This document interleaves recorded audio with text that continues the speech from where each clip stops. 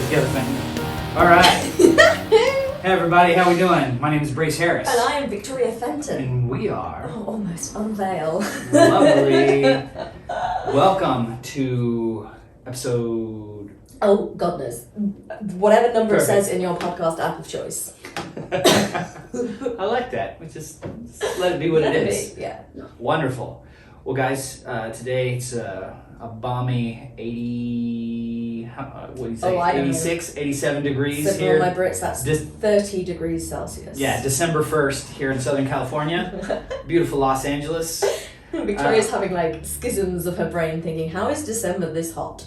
Yes, her body's not computing right now. No, and I was pre-warned by a client this morning that I needed to prepare myself for 2 weeks' time when I was back in the UK because it was -3 degrees Celsius in their car this morning, which is 33 degrees different, which is a lot. And I can't convert to Fahrenheit for you guys, but a lot. There's an equation out there somewhere. There is, like some I think I learned it when I was in elementary school, but it's one of those things that you learn and then quickly forget unless you're just properly using it all the time. Which we're not. Great. But speaking about something we can use all the time, what is our amazing subject for discussion today? We are talking about the meaning of meaning. Ooh, the meaning of meaning. Yeah. And so we aren't actually now out of order. We have been out of order for a long time, but now we're recording in order despite the fact that we can't actually remember numbers. So last time we spoke, we were discussing purpose. Yes, we were. And within our purpose podcast, we used the word meaning a whole heck of a lot. Mm-hmm. And we described basically life meanings, didn't we? We were talking about the meaning we give to life, the meaning we take from life, and all of that kind of stuff. And we were discussing it in the context of achieving purpose, or purpose as a concomitant whole of meaning and vocation and all of the things that we discussed last time. I've never heard the word concomitant before. Well, this is why I slowed down because I saw your blankness and I was like, no, ladies and gentlemen, there's no blankness. It was complete and utter perfect attention and just was misread. I don't know. Wow. Wow, okay, so well, yes. Speaking about that's actually a fascinating intro. The context was like, I knew exactly what you were saying, and then I had the thought, how do I learn words? Where did I go wrong? Can I drink a dictionary? Well, it's interesting that you accused me of labeling your blankness wrong because it's great insight into today's topic. Ooh, look at you. Segue.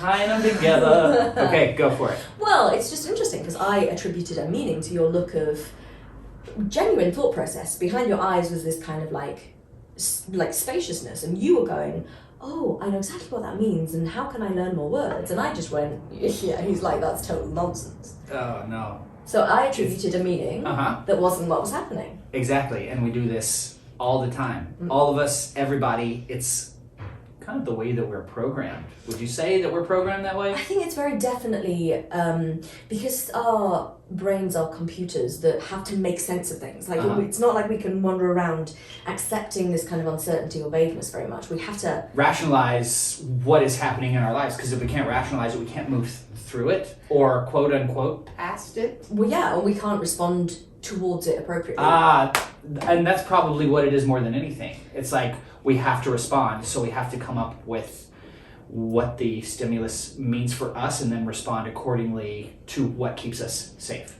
Right, and I really love what you just said and the way you said it, because it's like we have to respond according to what it means to us. Us, yes. And that's the huge thing about all of this. So we're going to get into the weeds today probably, but I want to really back up and lay the groundwork for this conversation in how important this is. Mm. So everything we do isn't stimulus response. It isn't. It's stimulus, rationalized or judgmentation meaning response. Right. And whether that middle phase is a cognitive, conscious analysis of a process, or whether it's an instinctive computational mechanism that happens entirely unconsciously, is sort of immaterial. It isn't stimulus response, it's stimulus, what sort of web of patterning and programming does that fall into? Mm-hmm. Therefore, what does that stimulus mean? Mm-hmm. Therefore, how do we respond?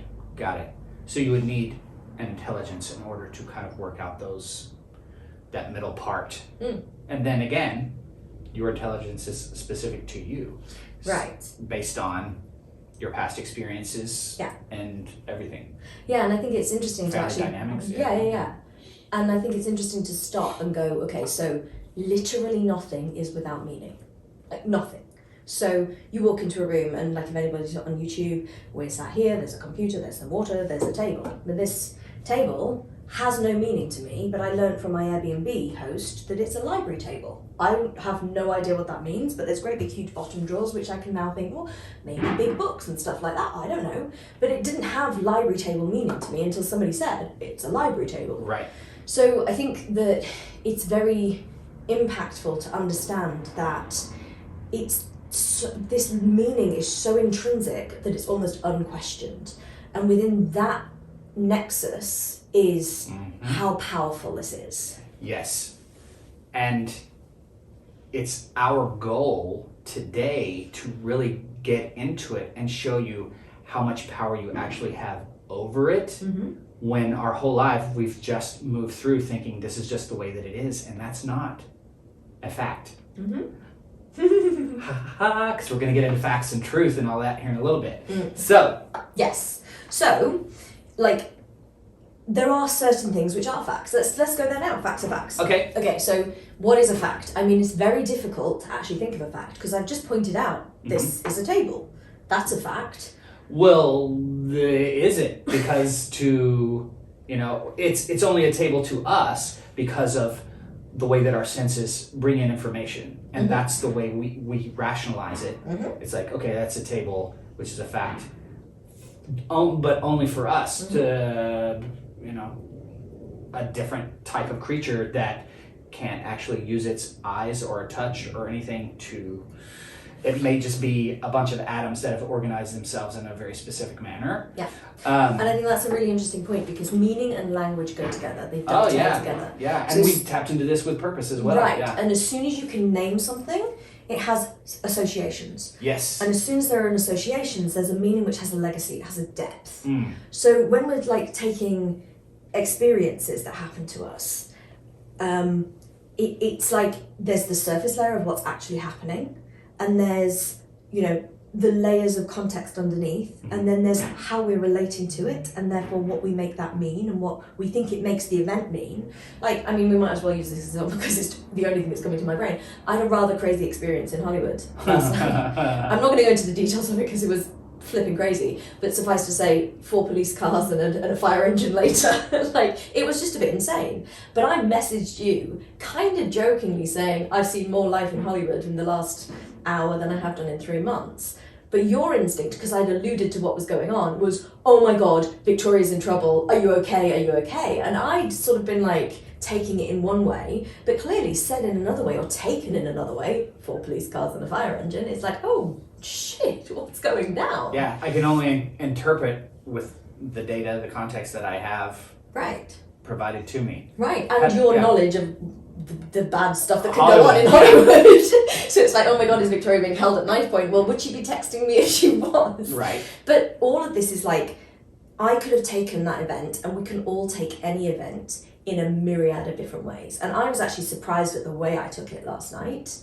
But a lot of that was off the back of work that I'd been doing, the way I changed my approach to Hollywood itself before the event happened, because it was late at night in a dark place, and I'm a single female, so I'd already got myself into a stronger position, and therefore I changed what anything was able to mean about me. And the bit that I changed in that was that middle layer of processing milieu, if you like, that kind of context. So it could have meant what? Well, it could have meant anything. I could have been really threatened. I could have... Well, and I love that you said it could have meant anything. Yeah. Depending on who, if someone else had been there, it could have meant something completely different for them. Right. And I think, and even a different me in a different headspace. I could have been like jumping in an Uber to come to where you were, which wasn't very far away, and be like, please rescue me. I could have been like in any other space, but because of the space I was in, I was actually laughing about it. And I think all of that, but I wasn't the only person on the sidewalk, obviously, it's Hollywood. And I definitely was taking it in a very different way to other people. There was a lot of horror, there was a lot of shock, there was a lot of like moral outrage, and I was actually killing myself laughing and just trying to I ended up trying to direct traffic in an intersection because I was just like, people, like, work it out. Right. But that whole ability to do things, and we often admire people who keep their cool in situations that we would lose our shit in, basically. Mm-hmm. This is the difference. It's where are people attributing meaning? And in the situation that we're talking about at the moment, potential danger, fear, threat, I didn't attribute any of that to the situation. And that was all a me thing. Mm-hmm. Nothing changed about the external environment and the facts of what was happening before me. Got it. So this is the landscape of meaning, because in essence, anything can be anything depending on how we perceive it. Right. So basically, the story that you're attaching to whatever is happening gets to be your story. Yes. It is specific to you and not specific to anyone else. But for you, it is the truth. And this is, what we were talking about earlier with truth and facts, because my truth may be different from, someone else's truth. And, it's been evident throughout history that one person's truth is definitely not another person's truth. And there have been fought many, many wars, many horrible things have happened because my truth is not your truth. And now today everyone's like, oh, I'm speaking my truth, and it's like, okay, we can honor that up to a point until your truth starts to invade on or impede on my rights, which is a whole other set of conversation. But a fact is like gravity exists. That is a fact. There is nothing about anything that we will ever be able to change about that. It is like a law. It's a constant. Yes! That's what I'm talking about. Constant. Love it. And the beautiful part about all of this is that it shows us how changing ourselves changes everything about the world around us. Not the constants, not gravity. I'm not suddenly gonna alter gravitational force unless I go into some G-force chamber, all that kind of jazz. Right. But everything about the way we attribute meaning means that we can transform the way we experience life. Exactly. So you can actually change the story that you have attached to experiences in your life. And that's where we, as human beings, tend to get tripped up, and why we carry certain behaviors and certain ways of looking at things throughout our entire lives, and a lot of the times tend to wonder why we do that. This is one of the main reasons why. Because of what we're making it mean. Because what we're making it mean. Exactly. And the truth about all of this is it's super personal. So you were talking about my truth, your truth, the truth. Right. Truth is subjective. It has to be. Yes. Because truth emanates from not just a single state. There is no truth in the moment. Even the people who are the most Zen Buddhic in the world and all that kind of stuff, their truth in the moment, I mean, maybe, I have no idea, but their truth in the moment is still truth in the moment, given that everything that led up to that moment. Always influenced by their own personal experience. Right. And so when we're talking about where these, so we were talking about meaning, and I mentioned the word value judgments, and that is essentially attributing a value, a better, worse, good, bad, a up, down, if you like, to a situation. Those things are always based on historic experience, our biases, which often emanate from our upbringing, our schooling, culture, society. All of that stuff filters into where we feel is good and bad, or better, worse, all of that kind of stuff. And we had the example when we were speaking about, over time, even in the same country, pale skin and tan skin has come to mean different things based on whether you're kind of rich and locked away and working in the fields, whereas now a tan is, particularly in LA, if you don't have a spray tan, you're like the odd one out. And same with body weight and shape. It's like being plump used to be like great childbearing, and now everyone needs to be stick thin, and now everyone needs to be kind of muscly, and it all becomes these kind of value judgments, which are a little bit personal, but those ones all fall into the societally acceptable kind of realm. Which we all fall into, because we all want to be accepted Yeah. by the tribe. Yes. Yeah. Because if you're accepted by the tribe, you live. If you're not accepted by the tribe, well, back in the ancient times, you passed. Well, and still you do now, to be honest. I mean, so there's all this Darwinism, survival of the fittest, but actually it wasn't just survival of the fittest, it was survival of the fittest who also worked with other people. Because there's that old saying, if you want to go far, go alone. If you want to go the furthest, go together, or something along those lines. It's like you have to be in collaboration, because community is better than one. That's right. But so we were talking about perception, and we came up with a few ways to like allow people to really understand that their perception is unique. And you were talking about science and the science of measurement. Yes. Well, and this is one of the cool parallels that I like to attribute to how we perceive the world and the stories that we create specific. So, I mean, just in science, at the quantum level, you know, they've done and everybody's probably heard of the experiment where they, an electron can be a point or a wave. Mm-hmm. When we're not measuring it, it's both and. Mm-hmm. And when we measure it, it becomes one or the other. And that shows you how powerful measurement is. Yeah, and depending on how we measure it. Right. It becomes one or the other. So how you are seeing your world and what is happening in your world, you are taking a measurement, and then literally it's good or bad, which is what we put a lot of these situations into, because we must define them for ourselves, so that way we can move forward and we know what to go toward, which is safe, and move away from, which is bad. And that's not always true. It's only true for you. Yes, there are some scenarios that are more or less, most people would be like, that's probably an undesirable place to go, or a more desirable place to go.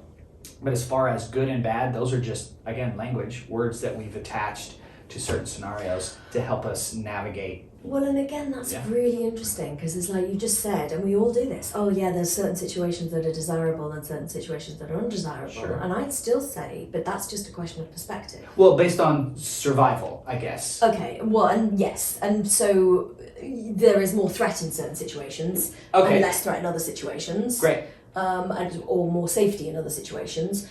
But again, the value judgment is more threat equals bad, less threat or more safety equals good. And or more desire equals good, and less desirable is the bad. And that's a value judgment. That's a meaning attribution, because ultimately all that's there is, oh, there's more threat in this situation, or there's more safety in this situation. And we all, because we are genetically programmed for survival, we all instinctively believe that more threat equals bad.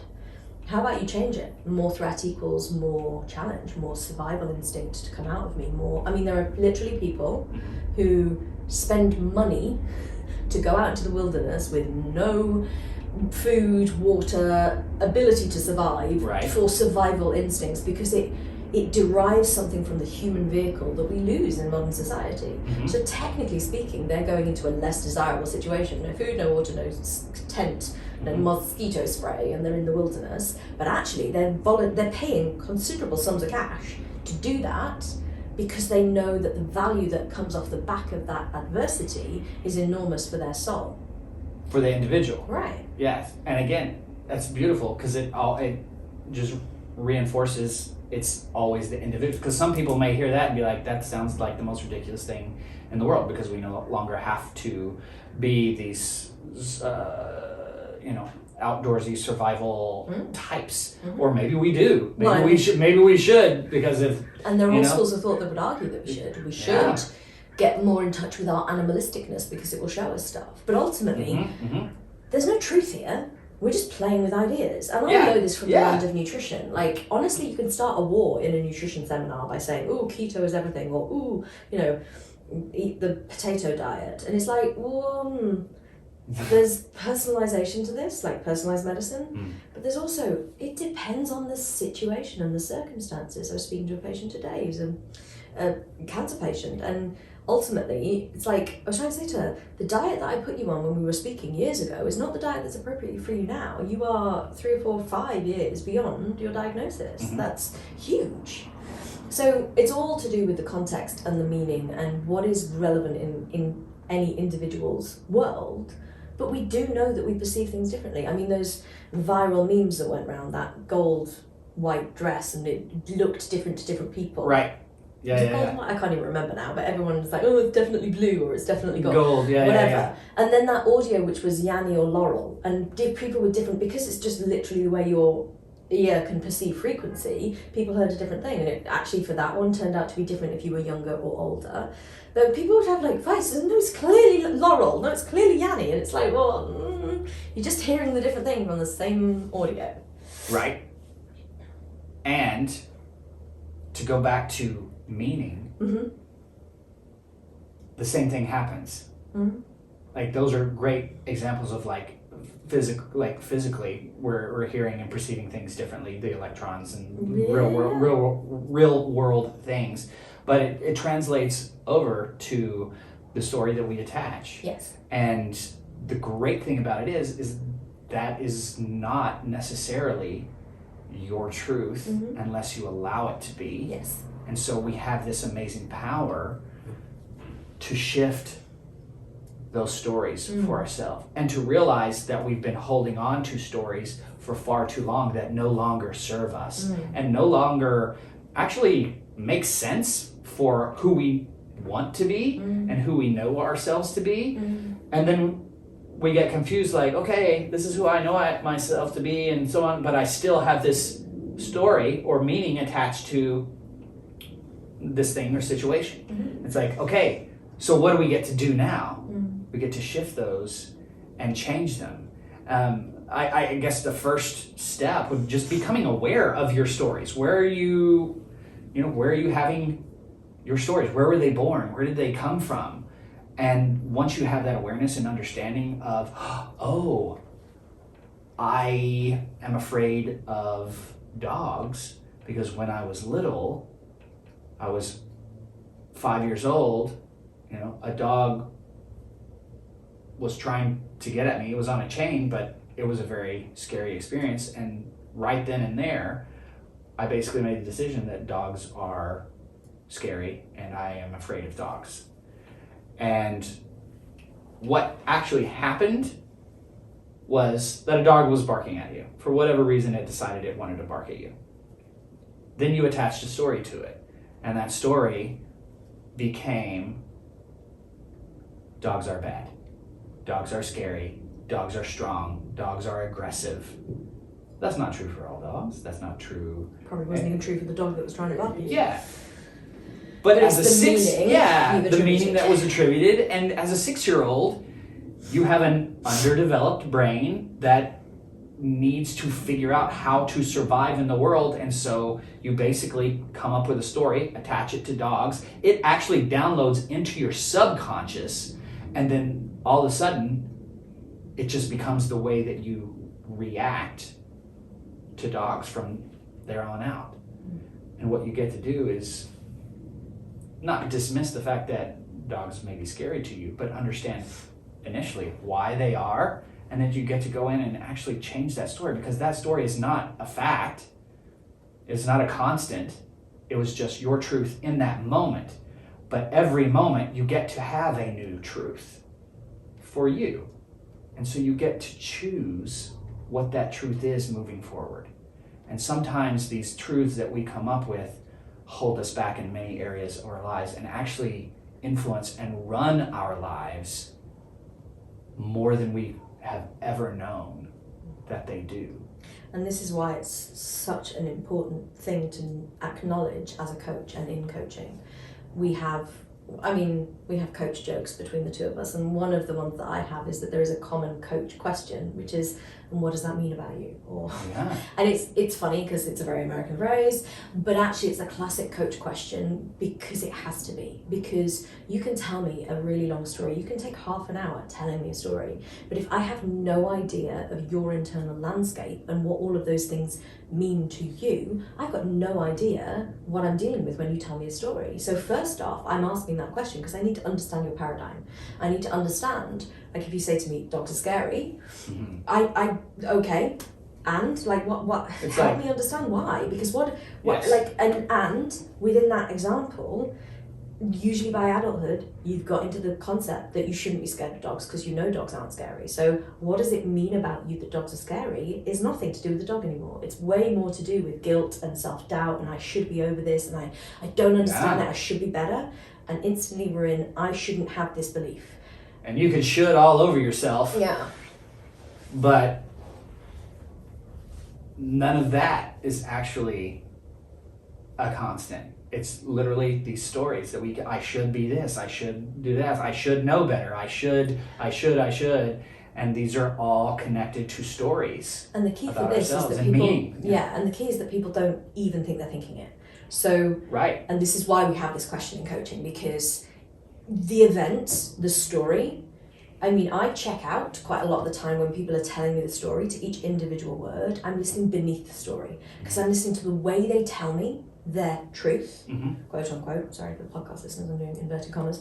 I listen for the way people are telling me their truth because that reveals way more about how they feel about the truth as they experienced it than necessarily the narrative that I'm following along with as they're trying to explore the scenario. And a big part of the what are you making that mean about you question is helping clients or anybody, friends or whatever, to explore the value judgments they've attributed alongside their narrative. And a lot of times that question, people don't know how to respond to it.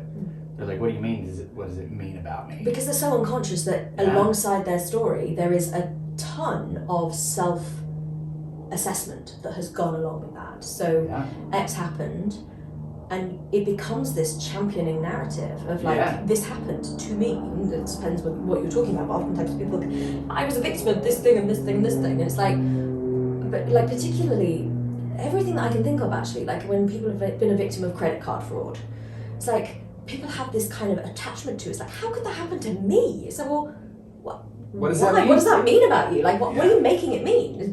Does it mean you're irresponsible? It means that people are good at credit card fraud. But if you're making it mean that you're irresponsible or you've been careless or you've literally had something happen to you. And you've judged yourself and you've passed sentence on yourself and therefore from there on out, you are a fool who can keep yourself safe. Yeah, right. Get taken advantage of so easily. I'm so naive. Yeah. And it's like that's not the truth. And I see this a lot with technology, particularly in the older generation, where people are like, you know, I can't do computer stuff. You can't teach an old dog new tricks. Well, not even that. I think more, particularly the slightly older generation, feel guilty that they're not as competent on tech as younger people. And I'm going to throw you under the bus a bit here, right? You're like, I should be able to do this, I should be able to do that, with certain things, like, which I mean, we're not that far apart in age, but I grew up with this being part of my schooling, technology, and being quick and having to get it. And it's the on-ramp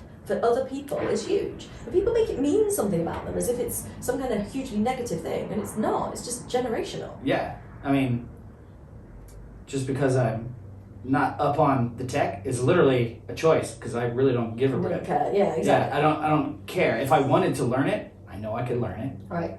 But I just can't be bothered. Right, and that I love from you. But I know other people who have this, I really should be able to do this, I should be able to. It's like, well, why? Like... Yeah, and then that keeps compounding because there's a million other stories that they have established throughout their life that are adding to that. Great point. And that's the huge thing. It's like a lot of us arrive at this place of a self-worth thing, of like not having enough self-worth, and then everything becomes affirmative to that original judgment. Yes. And so you end up like down the line a million value judgments away from the original core, which tends to have been something that happened way younger, way younger.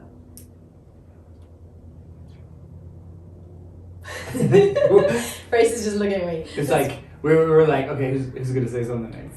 Well, it's quite. Well, because I'm away from our whiteboard. We are very away from where we ended up. But however, what is relevant to talk about now is how to change. How to change these things. And this is the fun part. This is where your transformation gets to start with you. And the first point, yes, is awareness, but second is recognizing that everything is mutable. And this I spend a lot, we talked about this a bit in the Purpose podcast, we've spoken about this before, and we spoke about this slightly earlier on. It's like, just because you're in a state of more threat at this moment in time, your assertion that that's negative or bad is a meaning. Like, how about we change that to an opportunity? Mm-hmm. And that little shift, changing challenge to opportunity, changing stress to potential, changing adversity to what's going to happen here, possibility. Yes. All of that transforms absolutely every single second that you live through. I'll give you guys a little exercise that you can do at home. Change your have-tos into something different. Language is big in this. It's like, I have to take out the trash. I have to. Ugh. When you say it like that, it feels like a big old pain in the rear and not so much fun. And then change it to, I choose to. I choose to take out the trash. Oh, then it has a different energy that is attached to it. I choose to take out the trash. And then you can justify that in a million different ways. I choose to take out the trash because I love my family. I choose to take out the trash because I want my place to smell good. I choose to take out the trash because I actually have some place that I can take my trash and dump it into, as opposed to no place to take it. And just whatever works for you. And then I get to. It's like, I get to do this. I am blessed to, or I'm fortunate enough to. It's like, see how we go from I have to take out the trash to, wow, I'm fortunate to get to take out my trash, and see how that feels energetically in your body. Just a little thing. It's like you're literally changing your story and changing the meaning of what taking out the trash means for you. It went from this chore, this thing that I am being punished with, to, oh wow, what a gift. Wow, and that is a very simple example of how we get to change our stories. And then we can do these on much deeper, much more intense, even traumatic levels, and start to reframe and shift the way that we're thinking about our world. And I think the other thing to say is that if you can't get to venerating the trash scenario, I always think about what else is happening. So you're never just taking out the trash. Say it's a complicated walk to get your trash to wherever it's got to be. Right. If you've got kids and they're running around rampant inside your house, I get to take a break from my kids as I take it. You're never just doing one thing. A lot of people said to me when I moved to LA, oh my God, all the driving. It's like everywhere you have to drive. And it's like, I love driving. Mm-hmm. I love listening to the podcasts that I listen to whilst I'm driving. Mm-hmm.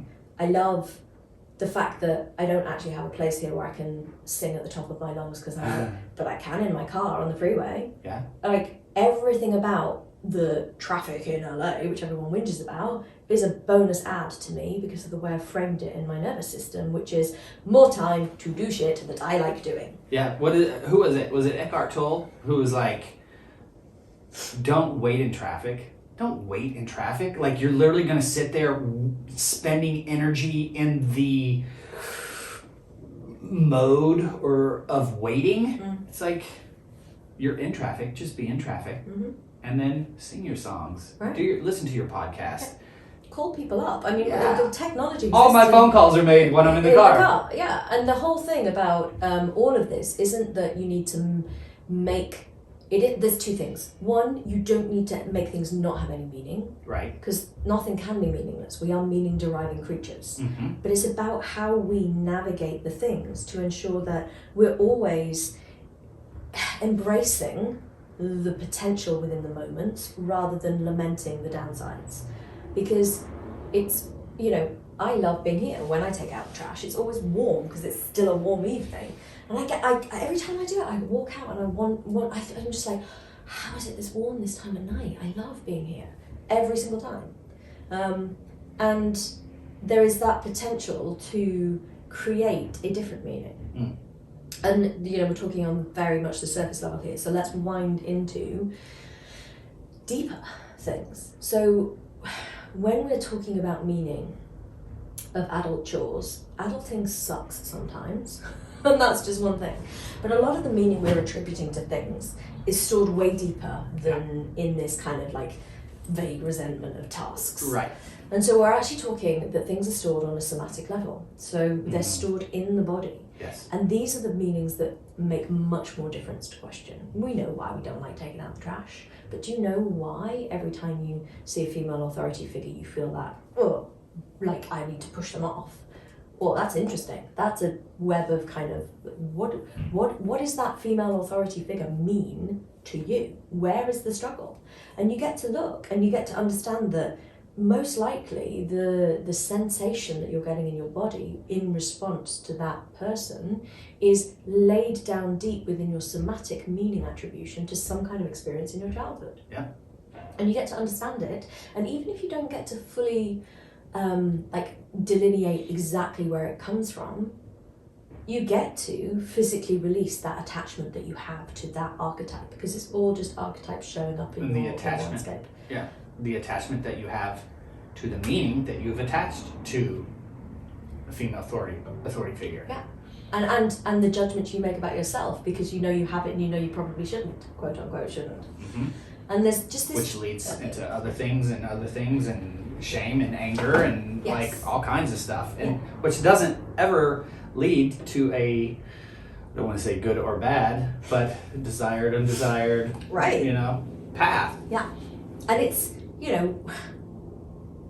it could be argued that we're talking in paradoxes. Somewhat. So, what you're saying by take out the trash and value it is that your meaning needs to be good. It's like, well, okay, we could take this to the nth degree where we need to get to the point where nothing has to mean anything, and then we're totally in this kind of, like I said earlier, this Zen state of nothingness. And yet, being human, you have a choice as to how you want to live inside your world. Yes. You get to realize that this complexity that is life can be lived in a multitude of different ways, even in the same experience. And then it becomes, what do you choose to hold on to? Yeah. And for me, the energetic frequency of joy is so much nicer to live inside than resentment, bitterness, anger, frustration. Mm-hmm. Yeah, this is a better vibration. Right. I mean, even going back to the quantum world, we're talking about entanglement, where an atom can be in two places at the same time. We're talking about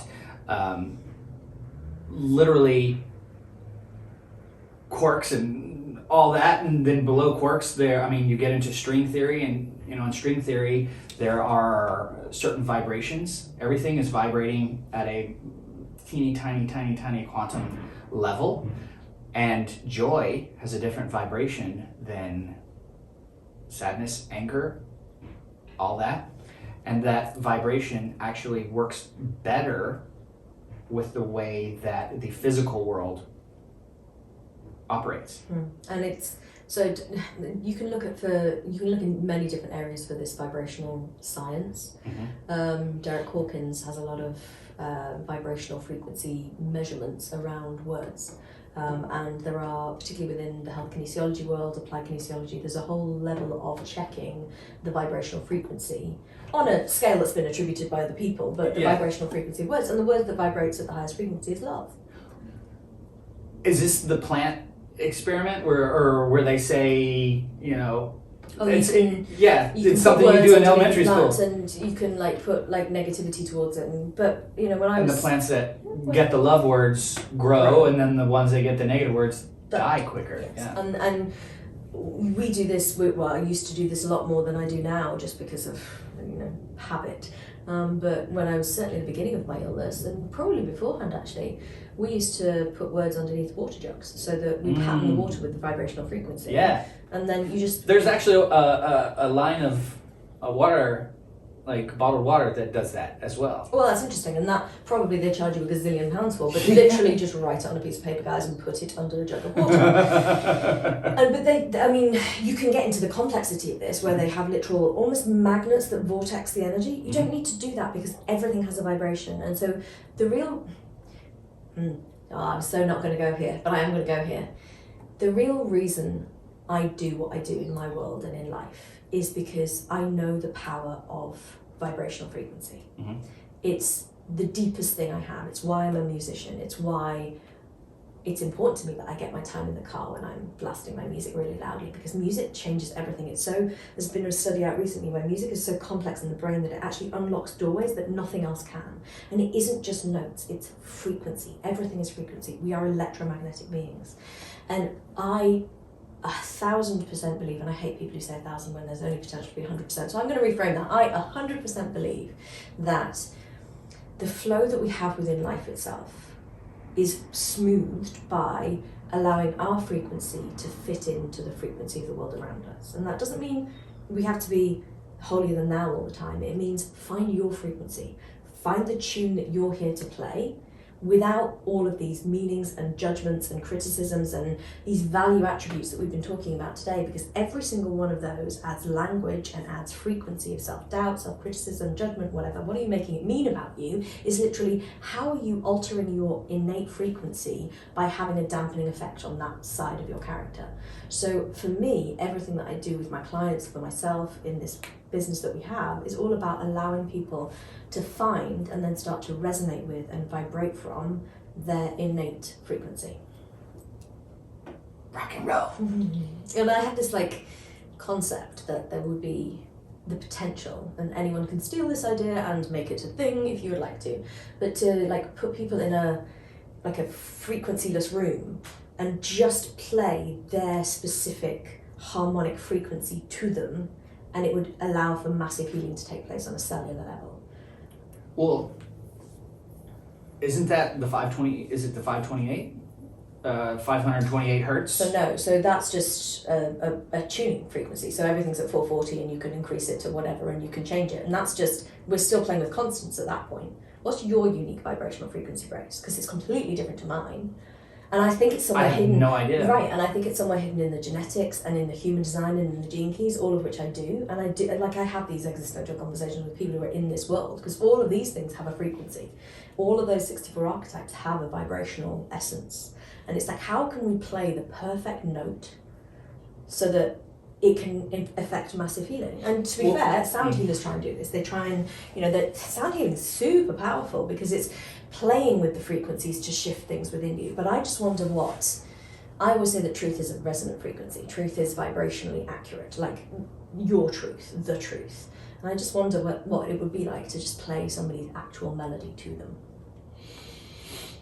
This is, again, a super meta conversation, and nobody has to agree with me, but there will be the odd person out there who's get it. Got it. So, I guess there would be the frequency that you were born with before any influence has tapped into your life. But as soon as we come out of the womb, immediately it starts to shift. Mm-hmm.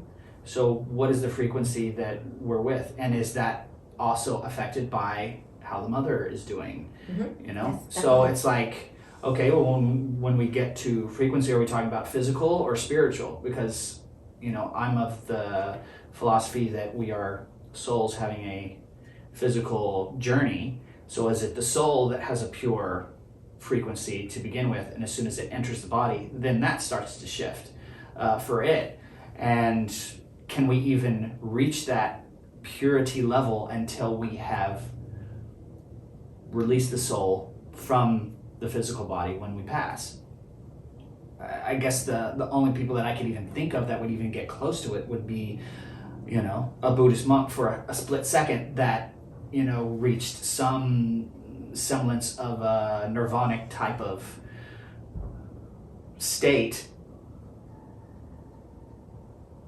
Yeah, I'm just talking now. I think it depends what you're talking about. So I'm not imagining to get back to soul level frequency, because that I think only happens at death. I think there's a beauty to death when you actually return to oneness, and that's when you find that connection to consciousness. But what about your innate human frequency?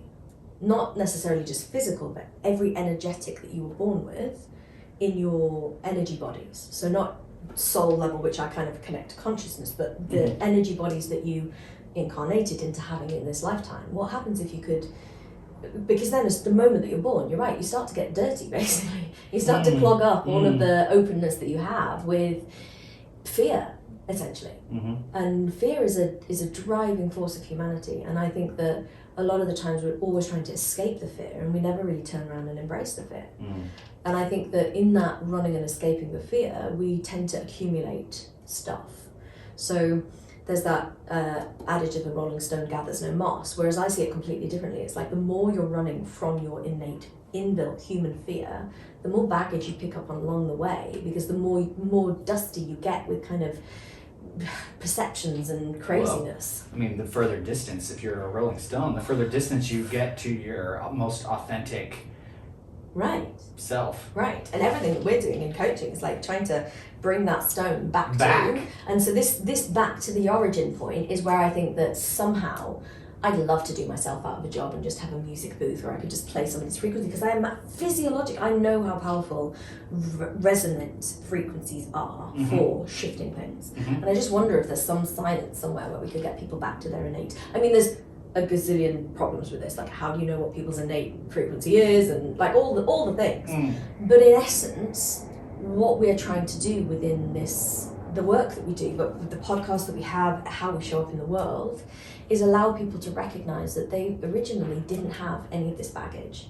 And where does this baggage come from? And how much easier is it to climb up the mountain that is life if you are only carrying the right baggage and you're putting all the baggage down that you don't need to be carrying? And meaning, just to actually get back to the topic of the podcast, but meaning, and the meaning you attribute to things, is huge weight of baggage. It's a huge weight of baggage. And so we get to go, what am I making this mean about me? And what changes if I make it mean something different? And I think that's a perfect place to stop. Yeah. And I think we've said everything that needs to be said. Enough to twist your noodle around a little bit and give you an opportunity just to reflect on your life. And I think over the last 2 podcasts, we've gone super into the weeds, as I knew we would. And I'm sort of feeling like we may have lost a few listeners. But why? Well, because people are like, oh, so weird, just give us practical tools. But, you know, we may get there. That's okay. Realistically, this stuff matters. It matters more than anything. What if we give you a ton of practical tools on this podcast? Congratulations, you've got practical tools. Which you can use to manage what you're moving through. So you're managing, but what about, wouldn't it be better if you were just healed and transformed and I don't want to say different than you are now, but a more authentic version of what you are, a lighter version. So we hope that has given you an insight into how important meaning is to start off with, and how we're doing it all the flipping time. Like, even at the end of this podcast, Brace and I are going to stop and we're going to go, what did you think? And it'll be like, well, we're tributing meaning. It was what it was, let it go. But we won't do that, because we're going to be like, how did you think that went? Again, meaning. And we're doing it all the time, and we get to release all of the tension that we hold around things that we make things mean. Just by examining it. Everything that you may feel powerless around, just this simple concept can empower you greatly. Things are not as they necessarily appear to be. You have a tremendous power, and only you have that power. I mean, the power of you is a book. And you can give it away. So you can make other people and their opinion mean way more to you than your own. Yes. But you get to claim that all back. Boom. Let's just we could keep going, but I hope you guys have enjoyed this. I love this stuff. I love getting to talk and kind of mess around with the mind and all the things and stuff. But that's what we do. That's what we get to do as coaches, and we get to help people do that to themselves with us as a guide, and huge breakthroughs happen in this world. Oh, and just to be clear, I do have these metaphysical conversations with my clients. Like, I have to. Why wouldn't you? Well, I have to. It's like, how can you... I do think that somewhere in the truth of what coaching is to allow people to have a framework of understanding themselves and the life that they're moving through, which empowers them. And if you're not having conversations about meaning and purpose and, you know, consciousness, you're not having those conversations really. That's exactly right. That's exactly right. So if you're interested in any of this and you want to work with either of us or both of us, we do joint coaching, email us. You can either email reachout@unveilenterprises.com, or if you have a podcast specific question or thought process or request, that's just podcast@unveilenterprises.com. Follow us on social media, find us, like us, share, subscribe, all of that stuff that you do with podcasts, because we rely on you to get our vibration out into the world. There you go.